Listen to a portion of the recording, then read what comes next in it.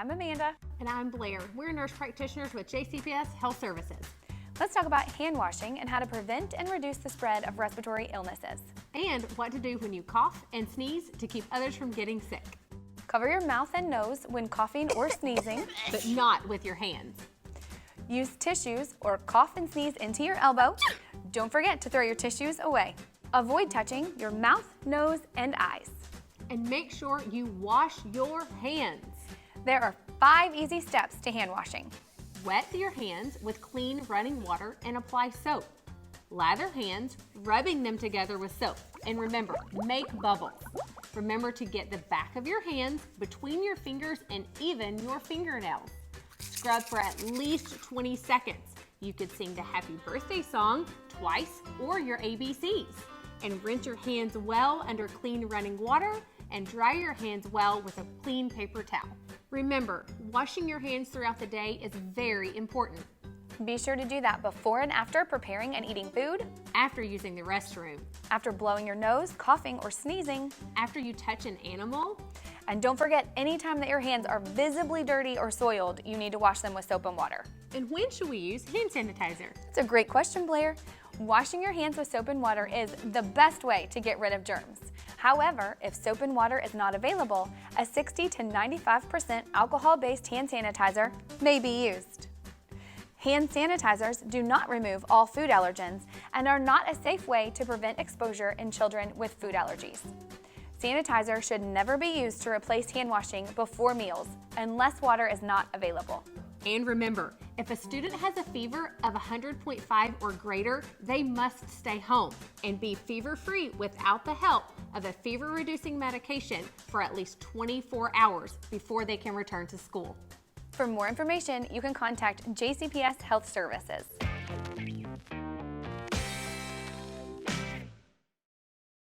It says float with our butterfly and sting with our free, as in freestyle. It only makes sense to have the Ali Stingray to be housed here at Central High School, home of the greatest, Muhammad Ali. Central High School has always been about the business of creating equitable access for students that don't typically have equitable access in unique spaces, such as the swimming pool. Yep. This expression, the Ali Stingray, is nothing more than a continuation of our tradition as creating leaders of positive social change. And these young people that we see before you, their lives will be transformed. Some of them, their bodies will be transformed, and they will have access to opportunities and unique experiences that all students should have. But for sure, our students here at Central High School and the Du Bois Academy will have a wonderful opportunity to become swim scholars through the Ali Stingray program. It is a swimmer scholars program, and this is an extremely important issue when you talk about access and the ability to be safe, the ability to be healthy throughout your lifetime. Our program incorporates time management, perseverance, overcoming obstacles, and setting and reaching goals. I can swim now. Look at me, I can swim. I'm at Du Bois Academy. I'm a 6th grader, and the name of the team is the Ali Stingrays. Ready? Yep.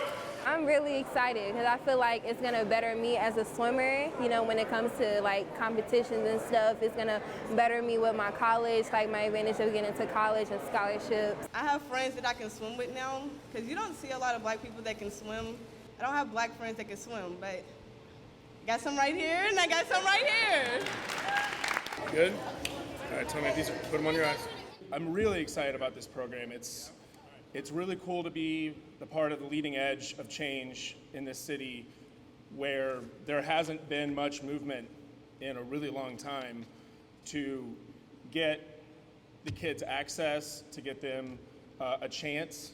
I think the biggest word there is chance. I'm giving them a chance. When I heard that they had an OLLI program that could help with tutoring, I decided that that's something I really needed to better help a little boost with my grades, so that was very interesting to me. And it is definitely impacting all the young men that we have in front of us. You think about swimming, but you really, you focus on swimming. Not nothing else, you just focus on what you're doing. Originally, I didn't know how to swim, so learning how to swim through this program was actually very fun. And like they said, with setting people up to be a lifeguard, I'm actually applying for a job at the YMCA as a lifeguard. It's better if you have like the advantage of being all together and, you know, we become closer every day. It makes me feel proud. It makes me feel like I accomplished some of my goals in life. Everyone here was scared at first, being scared not being able to touch the ground, diving underwater. Just try it. It's actually very fun, and TJ is a very good coach. And it really is a testament to the power of empowering young people and giving them the opportunity to exercise this life skill that will transfer not only to them, but to their children and to their children as well. Follow that butterfly!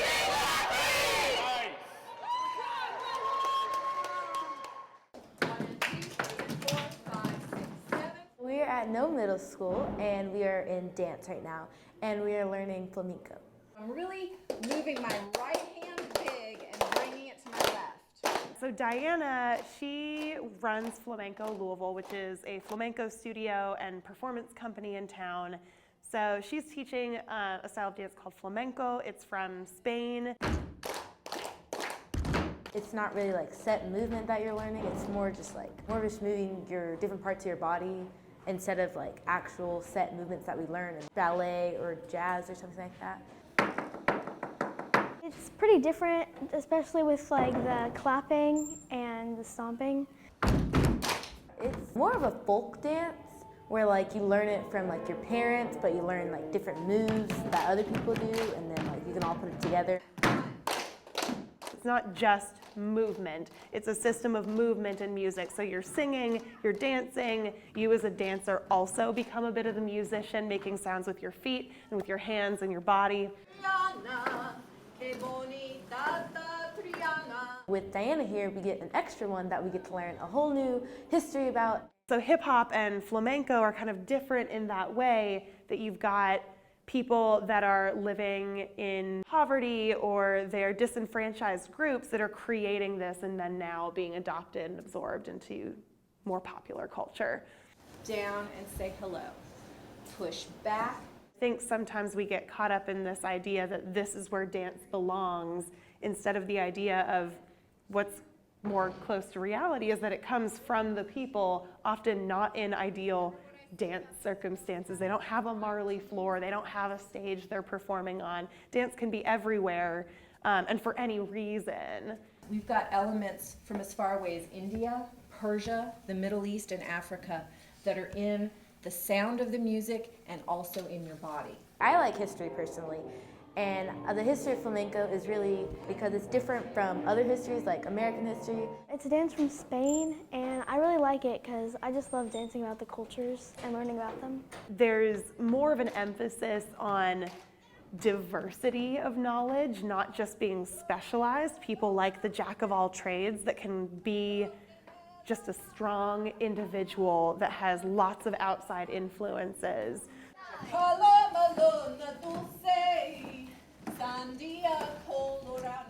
Gives them a greater sense of how they can use their individuality, how they can develop their own movement rather than just copying what I've taught them or what they see in a YouTube video or on Instagram or a TikTok video. And I hope it also inspires them to explore different cultures and what they have to offer. It's really exciting. I just love meeting new people and learning new dances. It's so fun.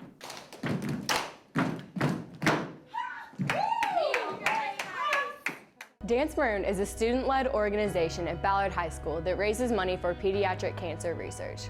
This is the 10th year that we've been having Dance Maroon, or holding Dance Maroon here at Ballard, and it's a 6-hour dance marathon that raises money for pediatric oncology. We do lots of events leading up to the actual event to raise money, and then we do a big reveal at the end of the evening for all of our efforts throughout the year. We have a committee of about 30 students who have all applied and written essays in order to show their desire to be a part of this group, and they pretty much take on all of the planning of every single event. They promote it, they go out into the community and get donations, and they fundraise themselves. So quite a bit of this is done with the students, and they're working together to help other kids. Usually our sporting events are the most popular. We do dodgeball, kickball, we've done a 3v3 basketball tournament in the past.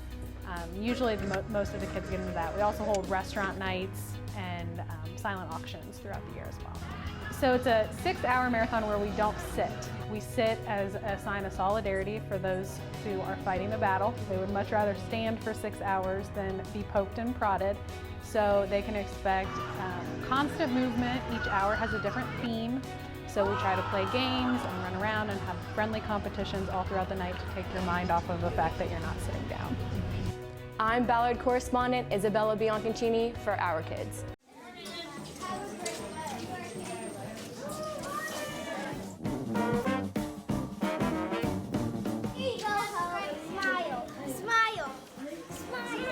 I noticed the kids coming in, they were coming in, especially on Mondays, a little bit rough, even for the teachers. It was one of those things that after school started, I was like, I see this is kind of a need, it would be kind of fun. So we started in September. Have a great day, have a great day. The kids helped make the posters, and then we just decided every Monday, you know what, we're just gonna spread the kindness. I really wanted to do it because it seems really kind.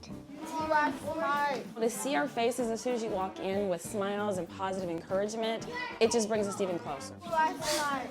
Have a great day. There's a certain kind of special Kennedy kind that we do here as a family. Kennedy kind of crew rocks.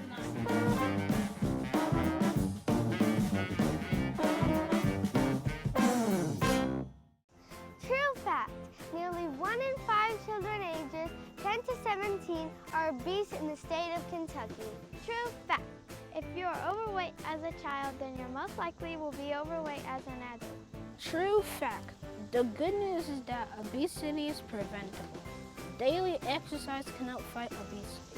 Of all exercises, walking is the best. Walking is so easy to do, and everyone can be successful with walking to help build healthy habits in their lives. In fact, our bodies were built for walking. Walking even helps you to concentrate better, so remember to take care of your body. It's the only one you get. Hey JCPS, make your feet your friend and get out and walk. Put your best foot forward, JCPS, and walk your way to better health. JCPS, put foot forward.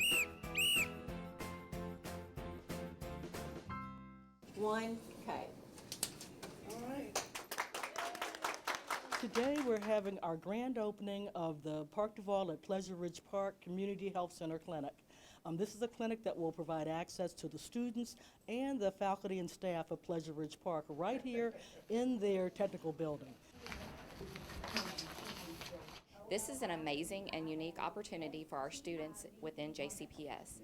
It allows our students to have access to health care when they may not have access otherwise. We're a primary care center, so this is just like you would go to any primary care doctor. You can get your preventive care taken care of, you can get your primary care, you can get your immunizations, you can get behavioral health services. This is a very, very exciting day for us, and what we can do at Pleasure Ridge Park High School to support our students and help them in any way that we can that keeps them in school. Right now, the students may have challenges getting to a doctor. Their parents may have challenges taking them because of work or transportation. There are a variety of issues that prevent access to care. We want to promote access for all. This is such an amazing opportunity for our students, and it is beyond exciting. It's a unique opportunity and something that we're hoping will build and be available to all of our students within JCPS.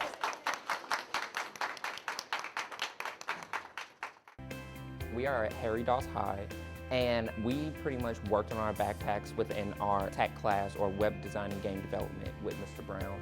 And we utilize software such as Photoshop and Google Slides to really bring this whole presentation to life. We all know when we get bored or listening to anybody talk for a long time. So by having it look nice and having a nice presentation, it really aided my backpack presentation and really just make it all come to life and help me with the energy in it too. You notice that there are like microphones and stuff. It's because I'm really into music. Music is one of my biggest inspirations. And I wanted to make the backpack something that really represented me. And I am an artsy kind of person. I plan to go to college to study to be an art teacher, actually. I decided to make my backpack presentation about like a story of my life.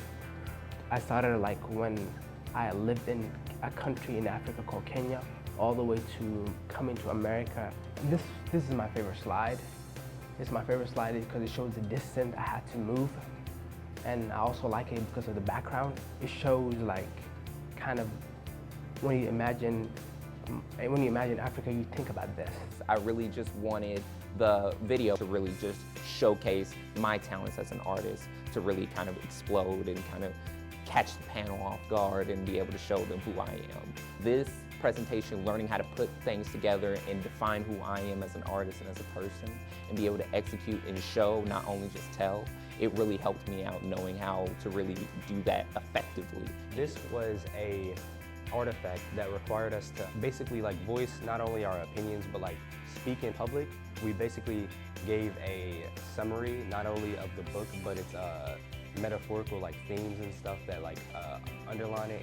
My favorite slide, it's not necessarily because of what's on it, but it's who's on it. It's J. Cole. He's the biggest inspiration like out of my like entire life. He's my role model. For the background right here is my country's flag. And so I tried to make it have 3 pictures that are like kind of circular to like make the visual stand out so you could look at it. So I have to take each picture, then I have to put it in Photoshop to make it into a circle. And I also have to create this background texture. And I also have to like organize it. And this was my first year in Photoshop. And it was very difficult for me because like I wasn't used to that much technology. The gifts, they were created in Photoshop. I just animated some pictures and put in the car. This card is actually Cuba. This is a self-portrait I did. And it really shows everything that I've done in my high school career, and it tells you, yes, I am ready to graduate. Hi, my name is Abigail. I'm an 8th grader here at Newbury. Good morning, fellow judges. My name is Abigail Durech. Thank you for taking the time to look at my presentation. What I just did was my 8th grade defense, and I presented it to a panel of judges. What showed I was a prepared and resilient learner is by wanting to share my findings with my fellow peers about which lotion had the most moisture. I did this knowing I was not going to be here because I had a field trip to go to. How I was prepared was by finishing my project earlier than other students and going over everything to see if I did all the requirements. How I was resilient was by recording my project knowing I was not going to be here. The independent variable that was manipulated was the skin. The dependent variable that was measured was the moisture of the lotion. It was very nerve-wracking. I was very nervous, but I came through and I think I did pretty good. How I was an effective communicator was by exploring community/global issues from the perspective of those impacted by bees, habitat, and our food by communicating information about that. I was resilient by finishing my work even though I was on a field trip and kept reminding my teacher to finish my task. My third artifact is my basketball school website project. In this artifact, I talked about the basketball coach, what he does, the requirements, the statistics, drills/skills, warm-ups, and what time of the week it is. I thought about my artifacts that have like the best scores and the biggest projects that we did in class. I mean, for you to step out and talk sports, then technology, then lotion, like it was just a variety of things. I felt like you really gave a global just details on it. I think it will help me by overcoming my nervousness and being more confident, and also have to present in front of a panel of people. I think that will help me.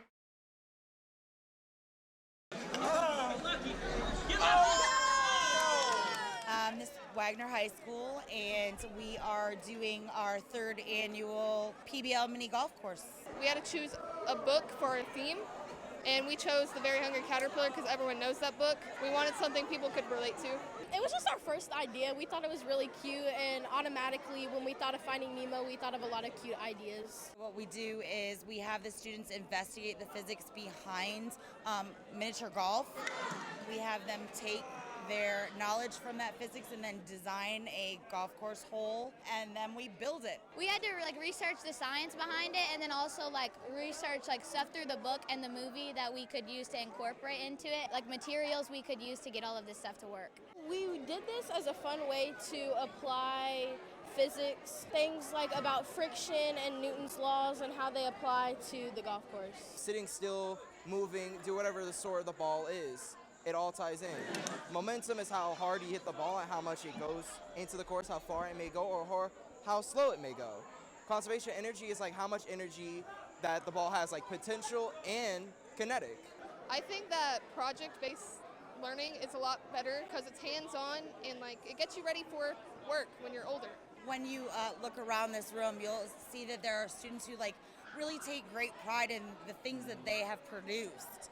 And so that deeper learning for them to investigate and kind of get to know themselves and the things that they like, not only does it teach them the aspect of communication and working together, but each one of the individuals in the group took a leadership role for a different part of the design, the presentation, etc. We got to work together, which was pretty nice. And seeing it all put together was really fun. It was really stressful sometimes, but other than that, it was probably the best project I've ever done.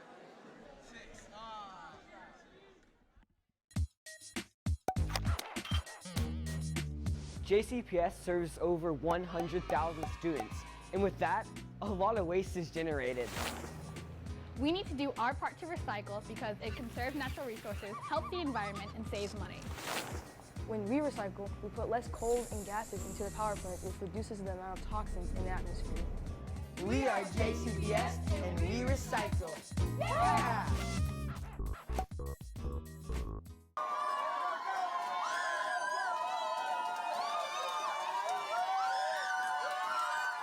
We are at Lincoln Performing Arts School, and today we are celebrating opening of our Coach Mac Literacy Corner in our library.